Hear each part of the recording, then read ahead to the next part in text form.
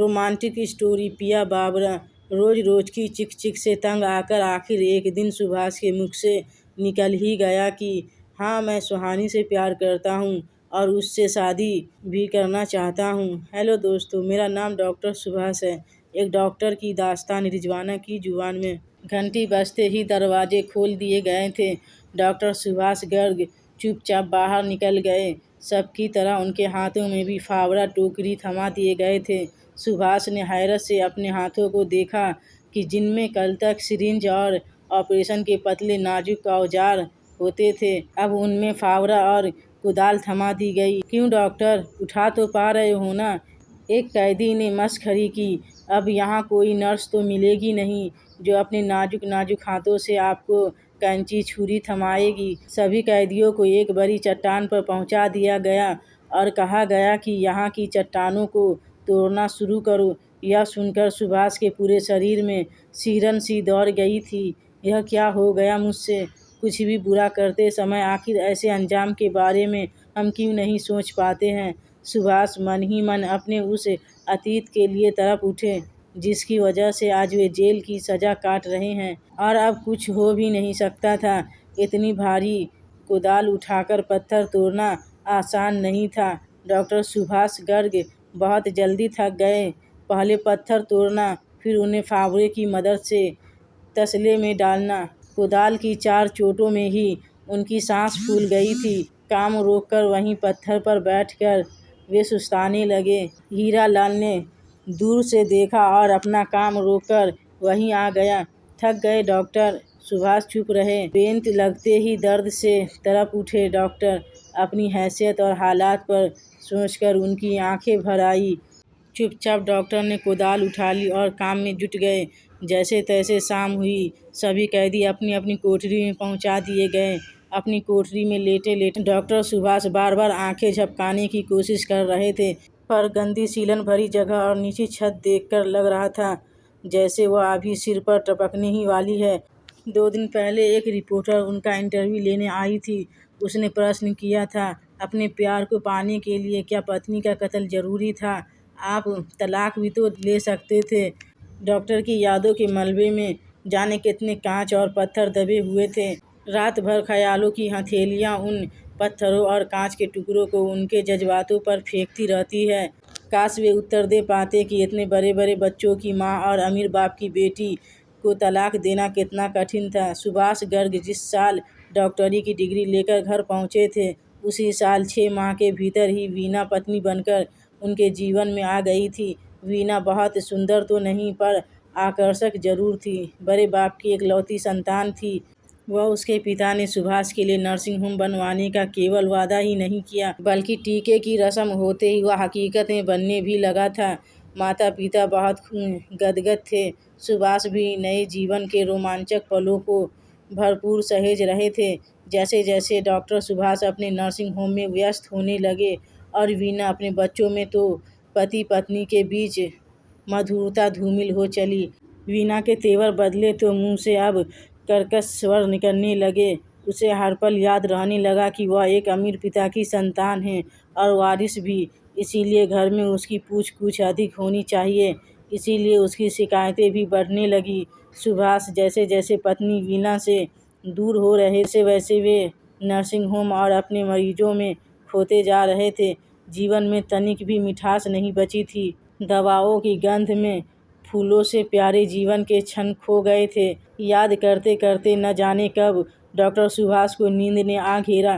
खाने की थाली लेकर जब डॉक्टर सुभाष कैदियों की लाइन में लगते, तो अपने नर्सिंग होम पर लगी मरीजों की लाइन उन्हें याद आने लगती। वह लाइन शहर में उनकी लोकप्रियता का एहसास कराती थी, जबकि यह लाइन किसी भिखारी का एहसास दिलाती है। डॉक्टर सुभाष को उस पत्रकार महिला का प्रश्न याद आ गया।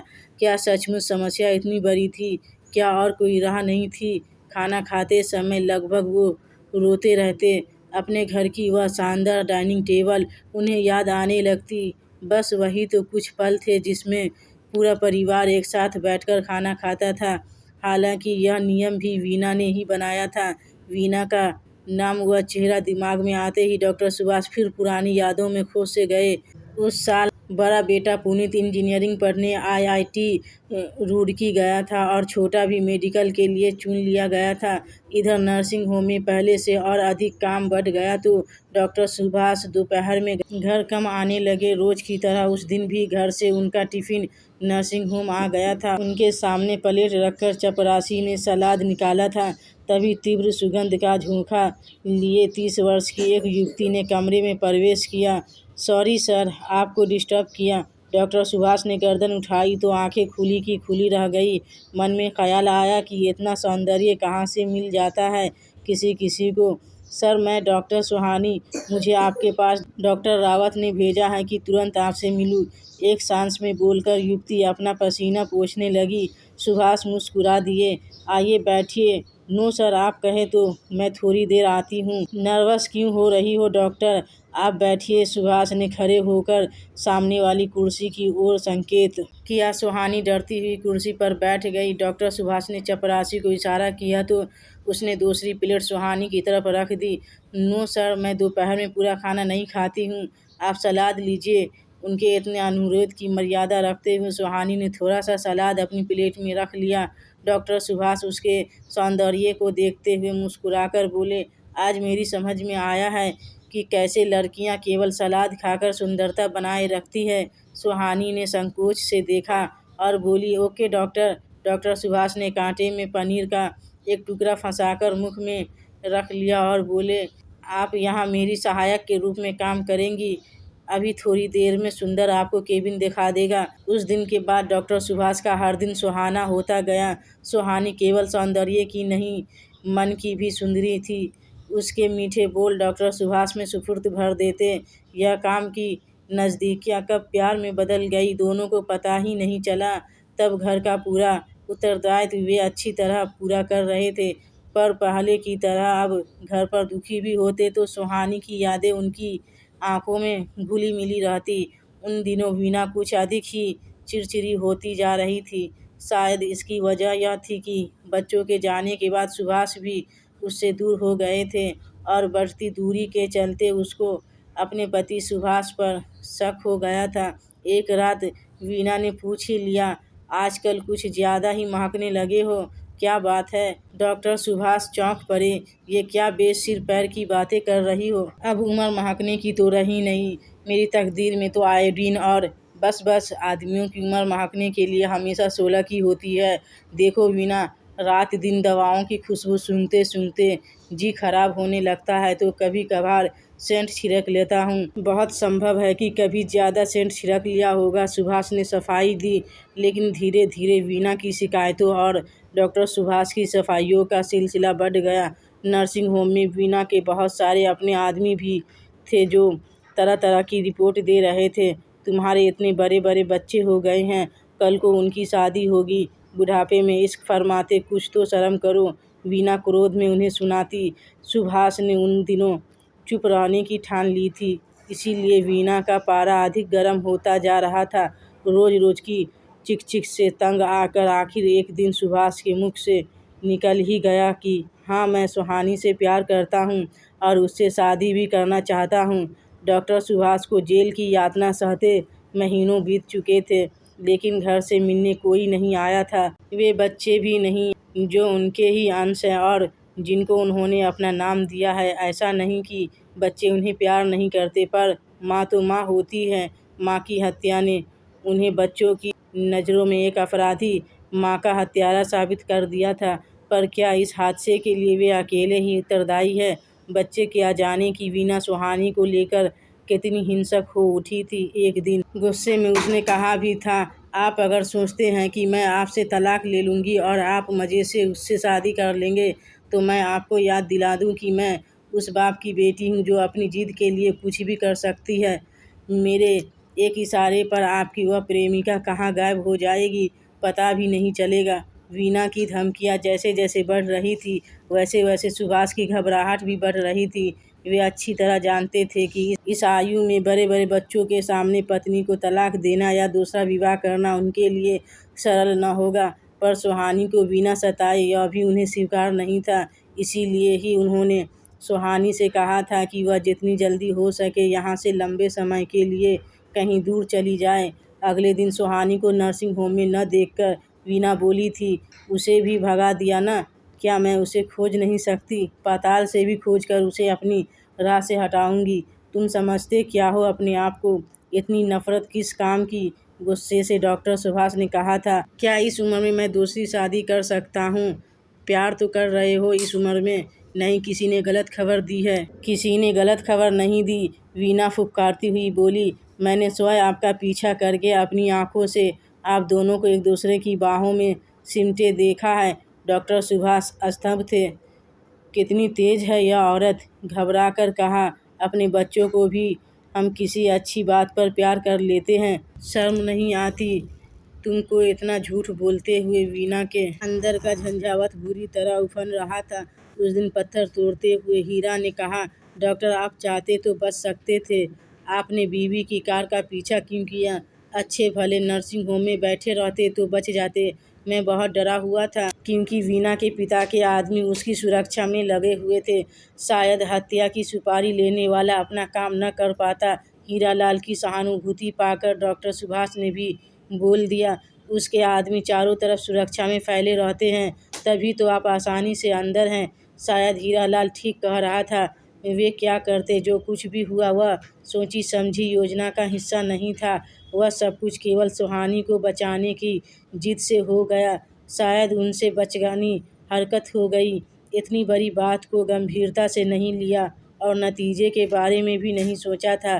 डॉक्टर सुभाष सुहानी को नर्सिंग होम में अपनी बाहों में सिमट बुढ़ापे में इश्क फरमाते कुछ उन्हें लगा कि वीना सुहानी के घर की तरफ ही जा रही है और बिना समय गंवाए उन्हें वीना पर गोली चला दी। सुहानी तो बच गई, मगर वीना के पिता का कुछ भरोसा नहीं। केवल उन्हें सलाखों के पीछे भेजकर वे संतुष्ट होने वाले नहीं हैं। सुभाष के जीवन से तो सब कुछ छिन गया, पत्नी भी और प्रेमिका भी। वह 15 अगस्त का दिन था। सभी कैदियों को सुबह झंडा फहराते समय राष्ट्रगान गाना था। फिर सबको बूंदी के लड्डू दिए गए थे। सुभाष अपना लड्डू खाने का प्रयत्न कर ही रहे थे कि हीरालाल ने जल्दी से आकर उनके कान से मुख सटा दिया और कहा, अभी अभी इंस्पेक्टर के कमरे से सुनकर आया हूँ। कह रहे थे कि डॉक्टर की प्रेमिका का पता चल गया है। बहुत जल्द उसे भी गिरफ्तार कर लिया जाएगा। क्या? उनके हाथ से लड्डू छिटक गया। हीरालाल ने झट से लड्डू उठा लिया और बोला, डॉक्टर मुझे पता है कि अब तुम इस लड्डू को नहीं खाओगे। डॉक्टर हो ना, जमीन पर गिरा लड्डू कैसे खा सकते हो? उसने वह लड्डू भी खा लिया। सुभाष बहुत व्याकुल हो उठे थे। वे समझ गए थे कि यह सब वीना के पिता ने ही करवाया है। उनकी आंखों से आंसू बहने लगे। हीरा ने कहा, यह क्या डॉक्टर साहब, आप इतने कमज़ोर दिल के हैं, फिर भला दूसरों के दिल का ऑपरेशन कैसे करते थे? डॉक्टर ने अपने आंसू पोंछे और कहा, हीरा, सबको अपने अंत का पता होता है, फिर भी हम जैसों से इतनी भूल कैसे हो जाती है? आप शरीफ इंसान हैं, इसीलिए सब कुछ शराफत के दायरे में करने की कोशिश की। काश आप भी शातिर खिलाड़ी होते तो आज पकड़ा कोई और जाता और आप अपनी सुहानी के साथ हनीमून मना रहे होते। सुभाष ने चौंक कर हीरालाल को देखा और बोले, क्या कह रहे हो? ठीक कह रहा हूँ डॉक्टर। आज मैं जिस कत्ल की सज़ा भोग रहा हूँ, उस व्यक्ति को मैंने कभी देखा ही नहीं। उसका हत्यारा बहुत शातिर और धनवान था। मुझे उलझाकर खुद मज़े से घूम रहा है। डॉक्टर ठगे से खड़े रह गए। डॉक्टर, सच यह है कि इतने वर्षों में इस जेल के अंदर रहकर मैंने दांव पेच सीख लिए हैं। एक बार यहाँ से भागने का अवसर मिला तो उस शातिर की हत्या करके सचमुच का हत्यारा बन जाऊंगा। डॉक्टर सुभाष अपनी सोच में डूबे हुए थे। धीरे से बुदबुदाए, इससे तो अच्छा था कि मुझे फांसी हो जाती। इतना कहने के साथ ही उन्होंने कसकर अपनी छाती को दबाया और कराह उठे। उनका हृदय दर्द से तड़प रहा था। डॉक्टर, हीरा चिल्ला उठा। डॉक्टर धीरे धीरे धरती पर गिरकर तड़पने लगे। हलचल मचते ही कई अधिकारी वहां आ गए थे। डॉक्टर को स्ट्रक्चर पर लिटाया गया और सिपाही चल पड़े। हीरा भागकर वहां पहुंचा और झुककर डॉक्टर के कान में कहने की चेष्टा की कि वहां से भाग जाना, पर सुभाष बेसुध हो चुके थे। हीरा मन महसूस कर उन्हें जाता देखता रहा। सुभाष की बंद आंखों के सामने बहुत से चेहरे घूम रहे थे। तुम पागल हो गए हो। उस बेटी समान लड़की के लिए। वीना के पुराने स्वर डॉक्टर को नीम बेहोशी में सुनाई दे रहे थे। फिर सब कुछ डूबने लगा। आवाज, सांस और धुंधलाती सी पुरानी यादें। उस धुंधली छाया में बस एक छवि अटकी थी, सुहानी। सुहानी। कहानी कैसी लगी कमेंट करके ज़रूर बताइएगा। दोस्तों प्लीज़ सपोर्ट मी। सलाम, आदाब, खुश रहे, स्वस्थ रहे।